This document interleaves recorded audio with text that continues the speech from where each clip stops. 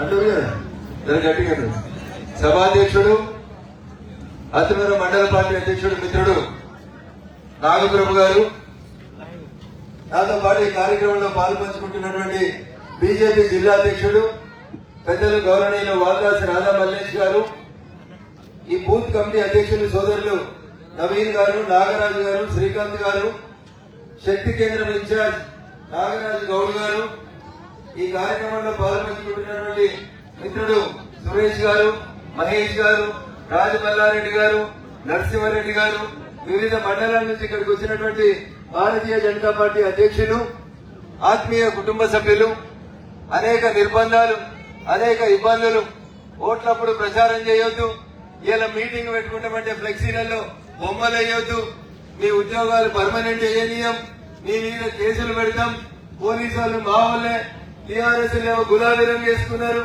ఇప్పుడేమో మా రంగు వేసుకుంటున్నారని చెప్పి అన్ని రకాలుగా బదనాలు చేస్తా ఉన్నా, భయపట్టిస్తా ఉన్నా, అన్ని బంధనాలను బాధలను తెచ్చుకొని ఈ రోజు బోరుపట్ల గ్రామంలో పాత పెద్ద మనుషుల పెత్తనాన్ని నిరసిస్తూ గ్రామంలో ఉన్నటువంటి ప్రతి యువకుడు కదిలి ఇక్కడికి రావడమే నిరంకుశత్వానికి చెంపబెట్టులాంటి సమాధానం అని చెప్పి అన్న, మీరు చేసింది మీరు చెప్పుకోండి, నేను చేసింది మేము చెప్పుకుంటాం. జనం ఎవరు ఓట్లేస్తే వాళ్ళు గెలుస్తారు, వాళ్ళే రాజకీయం చేస్తారు. ఏ పార్టీ అధికారంలోకి ఉంటే ఆ పార్టీలో పోయినరు, ఏ కంపెనీకి ఏం తెచ్చుకోవాలో అవి తెచ్చుకున్నారు. మేము రాగానే నలుగురిని తాగిపించి తినిపించి పంపించి ఏం చేసినావు రఘునందన్ అని అడిగితే రఘునందన్ ఉడత ఊపులకి ఏడ భయపడ్డాడు, సిద్దిపేటకి మొదలుకుంటే కోరపట్ల దాకా ఏడ ఎవరికి భయపడ్డాడు కాదు రఘునందన్. మా వెనకాల తంతే కోటి రోజులు వాళ్ళకొట్టే పిల్లలకి ఇంతమంది ఉన్నారు, అందుకని మేము కొట్లాడకు రాలేదన్నా దండం పెట్టి సవినయంగా చెప్తా ఉన్నాం. ఎలక్షన్లు వచ్చినప్పుడు మీ రాజకీయం ఏం చేయండి, మా రాజకీయం ఏం చేస్తాం, ఓటేసేటోళ్ళు ఎవరికి ఓటేస్తే వాళ్ళు గెలుస్తారు. మీరు బీర్లు వంచీరు, బిర్యానీలు వంచీరు, పైసలు వంచీరు, కానీ బోరు పట్లకి వెళ్ళిపోయి అరవిందలో పనిచేస్తున్న 80 మందికి కొలువులు పర్మనెంట్ చేయించారు. మా ఊళ్ళో 10 ఏళ్ళు వాళ్ళ అధికారంలో ఉంటే మీరే పాలించారు, ఇవాళ వీళ్ళ అధికారంలోకి వస్తే మీరే పాలిస్తారు. నాకు తెలుసు కరెంటు తీసేస్తారని, నాకు తెలుసు మీరు చేసే మంచి పనులు అన్ని తెలుసా.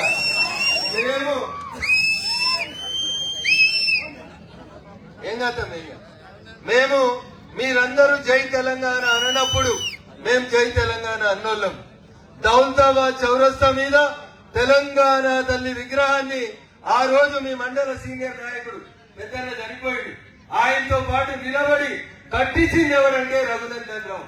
మీరంతా అధికారం వచ్చినాక వచ్చి జై తెలంగాణ అని కంపెనీలకు పైసలు తెచ్చుకుంటే ఆ కంపెనీలల్లో ఊరి పెద్ద మనుషులే మా వాళ్లకు కొలువులు పర్మనెంట్ చేయకు, మాకు నెలకు ఇచ్చేది మాకు ఇయ్యని చెప్తున్నారు. కంపెనీ యాజమాన్యం నేను గేట్ కాసుకు వచ్చి నిలబడతా, ఒక్కనే వస్తా, పోలీసు వాళ్ళు గన్మెన్లు అవసరం లేదు. నేను చెప్పింది తప్పైతే ఏ రోజైనా అరవిందో గేట్ కాడికి వచ్చేందుకు రఘునందన్ రావు సిద్ధంగా ఉన్నాడు. 80 మందిలో 35 మందికి వద్దు ఇప్పుడు సర్పంచ్ ఎలక్షన్లు వస్తాయి, మేమే గెలుస్తాం, మేం గెలిచినాక మేం చెప్పిన వాళ్ళని పర్మనెంట్ చేయమని ఆపుతారు. ఎలక్షన్లు అయినా ఆపుదామా, ఇప్పుడు పర్మనెంట్ చేపిద్దామా? రాజకీయాలు వచ్చినప్పుడు నిలబడి ఎవరికి ప్రజలు ఓట్లేస్తే ఎవరిని ఆశీర్వదిస్తే వాళ్ళు సర్పంచ్ కండి, వార్డు మెంబర్ కండి, నాకేం అభ్యంతరం లేదు. నేను ఎవరితో గొడవ పడడానికి, ఎవరి పేరు తీసుకొని ఎవరితో కొట్లాడాలి. నిజంగా మేము కొట్లాడాలనుకుంటే ఇంతమంది పిల్లల్ని వేసుకొని మేము నిజంగా కవాతు చేస్తే బోరు పట్లలో ఒక్కరిని కూడా మా పిల్లలు కావచ్చు, మీ కోతులు లెక్కనే కనబడుతున్నాం కావచ్చు, కానీ ఈ కోతులే ఆ రోజు లంకను అంటూ పెట్టొచ్చినాయి. ఒక్కొక్కరు ఈ కోతులే ఆ రోజు సముద్రం దాటాలంటే వారధి కట్టిన ఇవే కోతులు. యాడుందిరా మీ బీజేపీ? 3వ ప్లేస్ వస్తుంది అన్నారు. యాడుంది ఇలా బీజేపీ? మెదక్ ఎంపీ వచ్చినాం. రేపు చెప్తాం, వచ్చే ఎన్నికలలో నిలబడి గీత గీసేపోతాం. నరసాపూర్ అసెంబ్లీ కూడా ఇదే జెండా ఎగురుతుంది. కేసులకు భయపెట్టాడు కాదు బీజేపీ వాళ్ళు. అరే చిట్కనేలంత ఉన్నోళ్ళు గింత ఉన్నోళ్ళు భయపట్టిస్తే బీజేపీ వాళ్ళు భయపడ్డారు. మా నాయకుడు మోడీని చూస్తే ప్రపంచమంతా సాష్టాంగంగా దండం పెడుతుంది. ఎవరిని చూసి భయపడ్డారు మేము? ఒక్క ముఖ్యమంత్రిని చూసి భయపడేటందుకు బీజేపీ వాళ్ళు ఉత్తుగా లేరు. మాకు 22 మంది ముఖ్యమంత్రులు ఉన్నారు ఈ దేశంలో. ఎంతమంది ఉన్నారు? 22 మంది ఉన్నారు. కాంగ్రెస్ కున్న దేశం మొత్తం 3 ఉన్నారు. ఎంతమంది? 3 ఉన్నారు. మనకున్నది ఎంతమంది? 22 మంది ఉన్నారు. అయినా మేము ఎవరిని ఒక మాట అన్న బాగున్నామని నమస్కారం పెడతాం. మీకు సంస్కారం ఉంటే తిరిగి నమస్కారం పెట్టుర్రి, లేకపోతే మీరు పెట్టకుండా మేము బాధపడం. కానీ మా కార్యకర్తల మీద, ఇక్కడ ఉన్నటువంటి యువకుల మీద ఫ్లెక్సీలు ఎందుకు ఫోటో వేసిండు? ఎల్లారెడ్డి పటేల మీ కొడుకు చెప్పు, రేపు కొలువు తీసేపిస్తాను బెదిరిస్తున్నారు. మీ జేజమ్మలు దిగొచ్చిన ఫ్లెక్సీల ఫోటోలు వేసిన ఏ ఒక్కరిని కూడా మీరు ముట్టలేరు. కంపెనీలోకి వెళ్ళి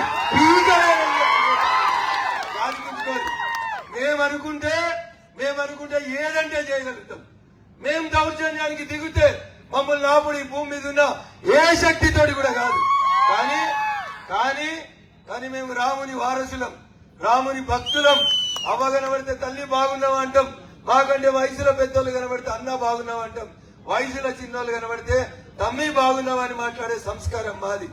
దాని అర్థం ఎవడన్నా మాకు చేత కాదు అనుకుంటే, రఘునందన్ ఏం చేస్తాడు అనుకుంటే, దుబ్బాకలు ఏం చేసి చూపెట్టిందో రేపు నర్సాపూర్లో కూడా గదే చేసి చూపెడతా. కాబట్టి నాతో పంచాయతీ వద్దన్నా, మీరు నీళ్ల ట్యాంకులు సప్లై చేసుకోరి, కంపెనీకి వెళ్ళి పైసలు తెచ్చుకోరి, చెరువులలో కాలుష్యం పంపండి, ఊరోళ్ళు వస్తే సర్పంచులు కాండి, నాకు అభ్యంతరం లేదు. కానీ దయచేసి ఫ్లెక్సీలలో ఫోటో వేయొద్దు, అత్నూరులో బీజేపీ జెండా ఎగురేయొద్దు. బరాబర్ ఎగిరేస్తాం, రోజు వస్తాం, వారానికి 4 సార్లు వస్తాం. కొట్లాడెగరం అంటే యాడికైనా వస్తాం, దాంట్లో మాకేం భయం లేదు. కానీ ఊరోళ్ళు ఆలోచించాలి, గ్రామ పెద్దలు. కంపెనీ వచ్చి ఎన్ని రోజులైంది? కంపెనీ వచ్చి కాలుష్యం ఎంత ఇచ్చింది? ఎవరెవరు కంపెనీ పేరు మీద బంగ్లాలు కట్టుకున్నారు? ఎవరెవరు లారీలు కంపెనీలకు పోతున్నాయి? ఎవరెవరు నీళ్లు అమ్ముతున్నారు? ఎవరెవరు చెరువుల బంగ్లా కడుతుంటే నోరు మూసుకున్నారో ఒక్కసారి మీరు ఆలోచించాలి. బోరుపట్లలో కొలువు కావాలన్నా వద్దా? బోరుపట్లలో చదువుకున్న వాళ్ళ కొలువు ఇవ్వాలన్నా వద్దా? రావాలన్నా వద్దా? ఇంటికో కొలువు ఉండాలన్నా వద్దా?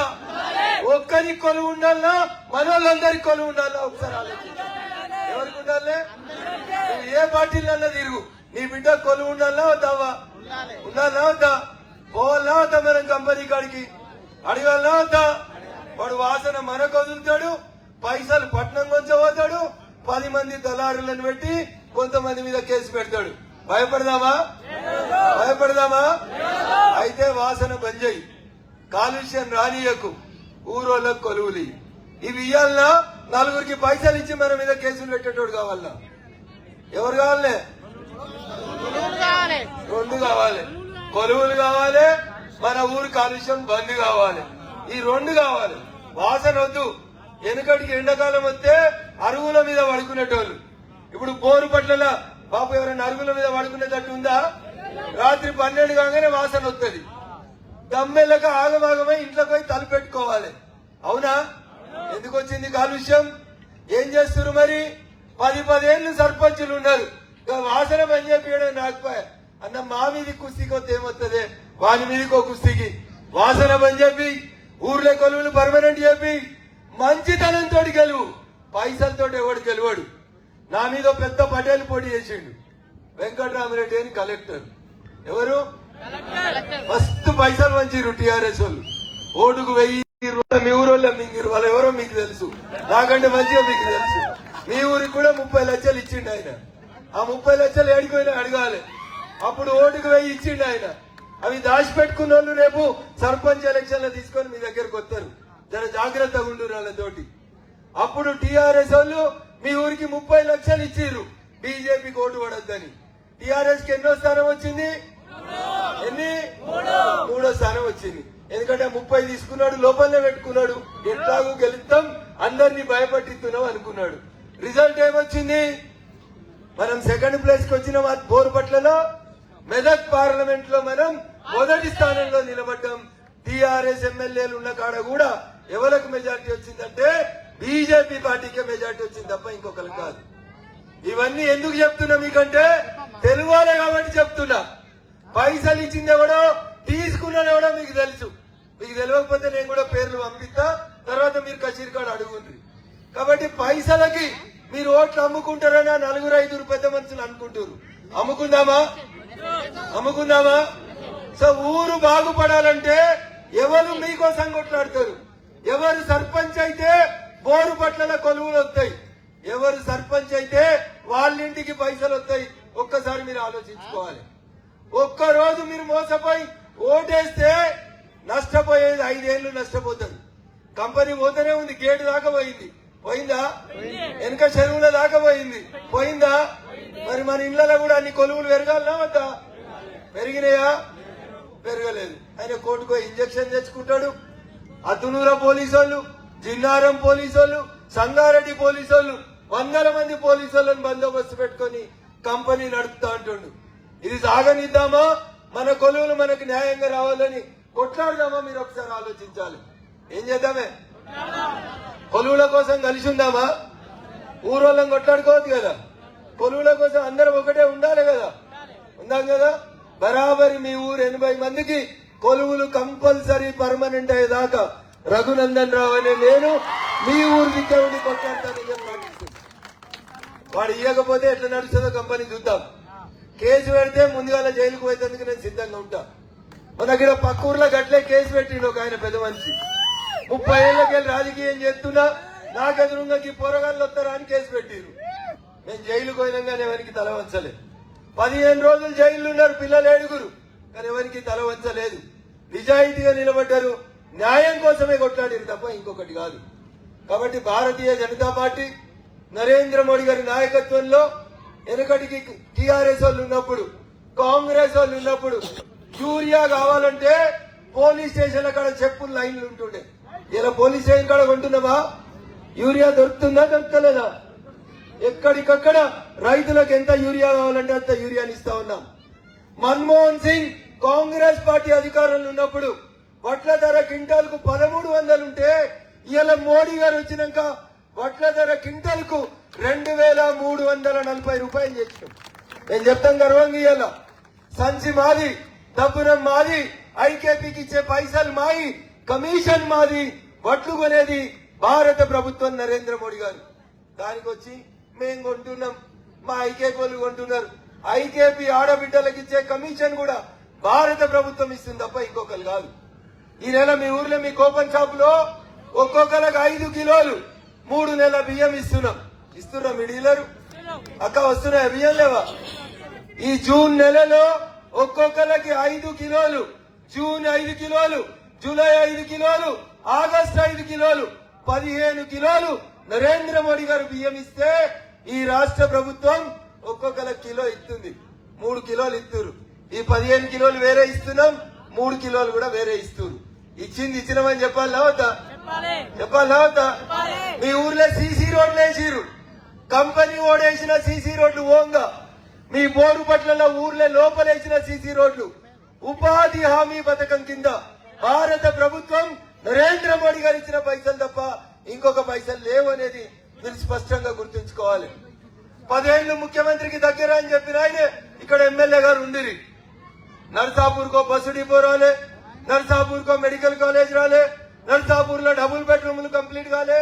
అయినాయా? బోర్పట్లకు వచ్చినాయా డబుల్ బెడ్రూమ్లు? ఇక కాంగ్రెస్ వాళ్ళు వచ్చేటప్పుడు చెప్పారు ఆడబిడ్డలకి మనిషికి 2500 ఇస్తామన్నారు. వస్తున్నాయా అక్క? చదువుకున్న చెల్లెళ్ళకి స్కూటీలు వస్తాయన్నారు. వచ్చినాయా స్కూటీలు? అప్పుడు 2 లక్షల లోన్ మాఫీ చేస్తా అన్నారు. అయిందా? 5 రోజులు జరి చేతులు ఎత్తురు రాలేదా ఒకరికి కూడా? ఇక టీఆర్ఎస్ గట్లుందని వాళ్ళు నిలబడితే కాంగ్రెస్ వాళ్ళు వచ్చి ఇట్లా చేస్తారు. ఏడాది నరైంది కాంగ్రెస్ అధికారంలోకి వచ్చి. నిన్న ముఖ్యమంత్రి గారు రైతు వేదికలలోకి వచ్చింది. మేము అనుకున్నాం రైతులకు 4 మంచి మాటలు చెప్తాడేమో, కూపన్ కార్డు లేని మా వాళ్ళకి కూపన్ కార్డు ఇస్తాడేమో, పింఛన్ లేని వాళ్ళకు పింఛన్ ఇస్తాడేమో, 2 లక్షల లోను మాఫీ చేస్తాడేమో, ఈ రకంగా ఏమైనా చెప్తాడేమో ముఖ్యమంత్రి గారు అనుకున్నాం. చెప్పిండు ఆయన నిన్న రైతు వేదికల కాడ 2 లక్షలు మాఫీ చేస్తా అని చెప్పిరా? ఉన్నట్టు అడిగితే కోపానికి వస్తాడు. అప్పుడు ఏం చెప్పిండు? 1 లక్ష లోన్ కట్టినావు కదా, నువ్వు బ్యాంకు పోయి తెచ్చుకో, నేను 2 లక్షలు మాఫీ చేస్తా అన్నాడు. ఇదే రేవంత్ రెడ్డి గారు అనలేదా? అన్నాడా లేదా? ఇకపోతే మొన్న జనాభా లెక్కలు చేసినామని చెప్తుంది కాంగ్రెస్ పార్టీ. బీసీలు 46% ఉన్నారు అని చెప్పిండు. ముస్లింలలో ఉన్న బీసీలను కలుపుకుంటే 56% ఉన్నాడు అని చెప్పిండు. రాహుల్ గాంధీ ఢిల్లీలో ఏం చెప్తాడంటే ఎవరు ఉంటే ఏ కులపోళ్ళు ఎంత ఉంటే వాళ్ళకి అన్ని సీట్లు ఇవ్వాలంటాడు. మరి బీసీలకు ఇవ్వాల రిజర్వేషన్ ఎంత ఉండాలి? 56% ఉండాలి. అన్ని బీసీ సంఘాలు అడుగుతున్నాయి మా బీసీ బిడ్డలకు 42% రిజర్వేషన్ ఇవ్వమని. ఇవ్వాలా వద్దా? కనీసం సర్పంచులను చేయాలా వద్దా? ఎమ్మెల్యేలు చేస్తలేరు, ఎంపీలు చేస్తలేరు. కనీసం సర్పంచులు, ఎంపీటీసీలు, జడ్పీటీసీలన్నా 42% బీసీలకు రిజర్వేషన్ కావాలని ఇలా మేము అడుగుతున్నాం. నరేంద్ర మోడీ గారు ఒక బీసీ బిడ్డని దేశానికి 3 సార్లు ప్రధానమంత్రిని చేసినాం.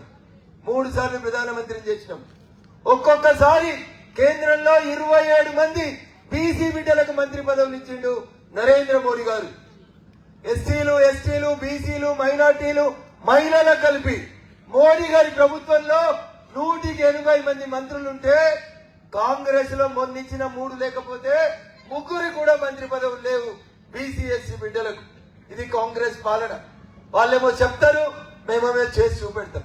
అందుకని దయచేసి మన పక్క దేశం వాళ్ళు వచ్చి మన దేశంలోకి వచ్చి కాశ్మీర్ చూసేందుకు పోయిన వాళ్ళను కాల్చి చంపితే మా ఆడబిడ్డల నుదుటి సింధూరాన్ని తుడిపేస్తే బిడ్డ మా దేశంలో చాలా మంది ఉన్నారు మొగోళ్ళు.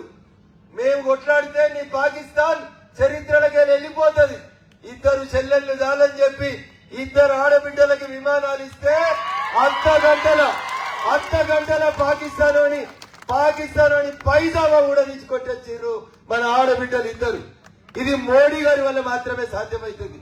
అందుకని నా విజ్ఞప్తి, ఇలా ఓట్లు లేవు గాని మా పిల్లలు చాలా రోజుల నుంచి బాధపడుతున్నారు. అన్న ఊకే బెదిరిస్తున్నారు మమ్మల్ని బోరు పట్ల. ఇక ఒకసారి తాడో పేడో తెలుసుకుందాం రా అంటే వచ్చిన. అందుకని 2 మాటలు జర గట్టిగా చెప్పిన. నా ఉద్దేశం ఎవరిని తిట్టాలనో ఎవరిని బెదిరించాలనో కాదు. కానీ ఊర్లలో సామెత చెప్తారు, ముళ్ళును దేంతో చేయాలి? పూలతోనే చేయాలి. వాళ్ళకు అన్న మంచుకున్నాం అంటే వాళ్ళకి అర్థమైతలేదు. అందుకని ఏం చెప్పాలి? మీ ఇల్లుకు మా ఇల్లు ఎంత దూరం అయితే మా ఇల్లు కూడా మీ ఇంటికి అంతే దూరం అవుతుంది. నువ్వు ఏ భాషలో మాట్లాడితే మేము కూడా అదే భాషలో మాట్లాడతామని చెప్పేందుకు వచ్చిన. దాని అర్థం మీ దగ్గర మీరుండ్రి, మా దగ్గర మేముంటాం. మీ పని మీరు చేసుకోండి, మా పని మేము చేస్తాం. ఎవరు మంచి చేసిరు అనుకుంటే రేపు ప్రజలు వాళ్ళ ఓట్లు వేసేదని ఆశీర్వదిస్తారు తప్ప పంచాయతీలొద్దు. బోరు పట్ల ప్రశాంతంగా ఉండాలని కోరుకుంటున్నాం.